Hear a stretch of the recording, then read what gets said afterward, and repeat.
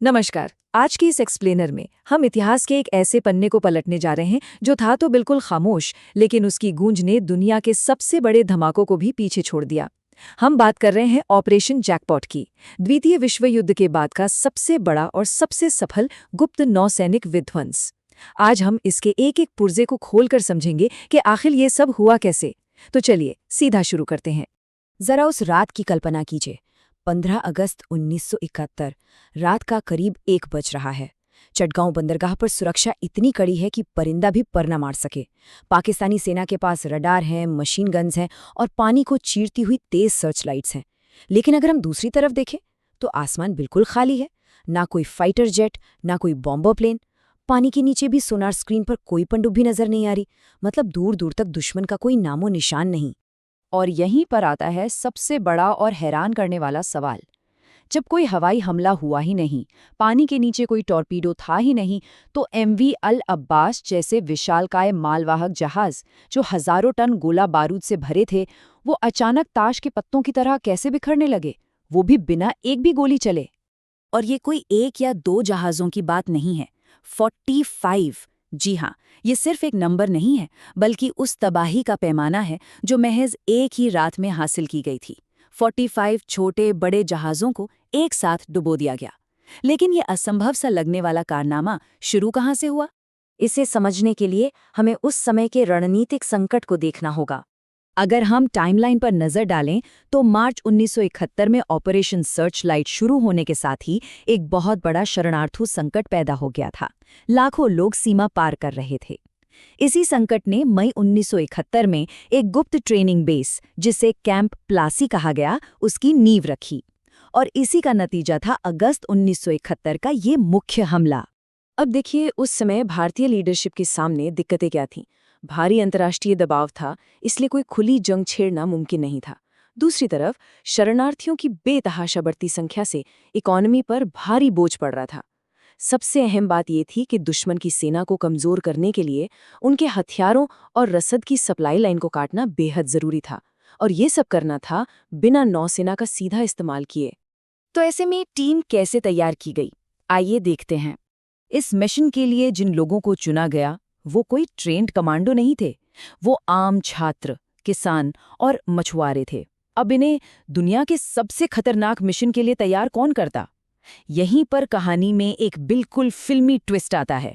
France के टूलोन शहर में एक पाकिस्तानी पनडुब्बी से 8 बंगाली नौसैनिकों ने विद्रोह कर दिया। मौत का जोखिम उठाते हुए वे भागकर भारत आए, और इन्हीं 8 सबमरीनर्स ने वो अमूल्य ट्रेनिंग दी जिसकी इन अनुभवीन युवाओं को सख्त जरूरत थी।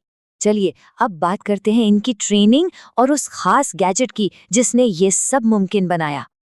ये कोई आम हथियार नहीं था, इसे कहते हैं लिम्पिट माइन।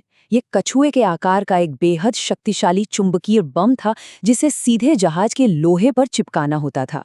लेकिन इसका सबसे खतरनाक हिस्सा इसका फ्यूज था। ये पानी के तापमान पर निर्भर करता था। मतलब ये कभी आधे घंटे में फट सकता था तो कभी 2 घंटे में। जरा सोचिए, उस इंसान के लिए ये कितना खौफनाक रहा होगा जो खूब अंधेरे में पानी के नीचे इसे अपने हाथों से लगा रहा हो। अब हथियार और ट्रेनिंग तो हो गई, लेकिन असली खेल था कम्युनिकेशन, यानी रेडियो सिग्नल्स का। देखिए, कमांडो 4 प्रमुख बंदरगाहों पर मछुआरों के भेष में छुपकर सही समय का इंतजार कर रहे थे। लेकिन उन तक हमले का आदेश कैसे पहुंचाया जाए, वो भी बिना पकड़े गए। इसका समाधान बहुत ही ब्रिलियंट था। All India radio. 13 अगस्त की सुबह रेडियो पर पंकज मलिक का ये गाना बजा, आमार पुतुल आज के प्रथम जाबे শ্বশুরবাড়ি। आम लोगों के लिए ये बस एक गाना था, लेकिन उन कमांडोज के लिए ये एक गुप्त कोड था। इसका मतलब था स्टैंड बाय, यानी अगले 24 घंटे में हमला करना है। और फिर ठीक अगले दिन 14 अगस्त को ये दूसरा गाना बजा, आमी तोमाए चोतो सुनिए चिलिम गान। ये कोई आम ब्रॉडकास्ट नहीं था, ये एक सीधा ट्रिगर था। इस कोड का मतलब था अटैक, मतलब उसी रात हमला करना है। इस पूरे सिस्टम की सबसे बड़ी खूबी यही थी कि इसे ट्रैक करना सच में नामुमकिन था। और फिर वक्त आता है उस खामोश प्रहार का जिसका सबको इंतजार था। इस हमले की प्रक्रिया इतनी सटीक थी कि एक छोटी सी गलती और सब खत्म। पहला स्टेप, सिर्फ एक पतली सी ट्यूब से सांस लेते हुए पानी के ठीक नीचे मीलों तक तैरना, और सर्चलाइट से बचना। दूसरा स्टेप, विशालकाय जहाज के नीचे पहुंचकर चाकू से लोहे पर जमी काई साफ करना। तीसरा स्टेप, उस भारी चुंबकीय माइन को चिपकाना। और आखिरी, सबसे खतरनाक स्टेप, सेफ्टी पिन खींचकर टाइमर शुरू करना और सिर्फ 45 मिनट के भीतर वहां से अपनी जान बचाकर भागना। इसके बाद क्या हुआ? आधी रात के वो धमाके। रात के करीब 11:15 बज चुके थे। कमांडो अपना काम करके झाड़ियों में छिप चुके थे और तभी पहला धमाका हुआ। उसके बाद तो जैसे तबाही की एक चेन रिएक्शन शुरू हो गई। 1,00,000 टन, जी हां, इतने विशाल पैमाने पर सैन्य रसद, हथियार और गोला बारूद सिर्फ कुछ ही मिनटों में सीधे समुद्र के तर में समा गया।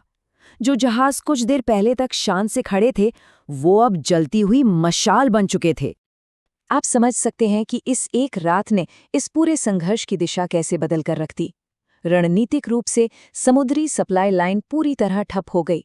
बिना हथियार और राशन के कोई सेना कैसे लड़ेगी? और उससे भी बड़ा नुकसान था मनोवैज्ञानिक। एक अजय मानी जाने वाली सेना के हौसले पूरी तरह पस्त हो गए थे।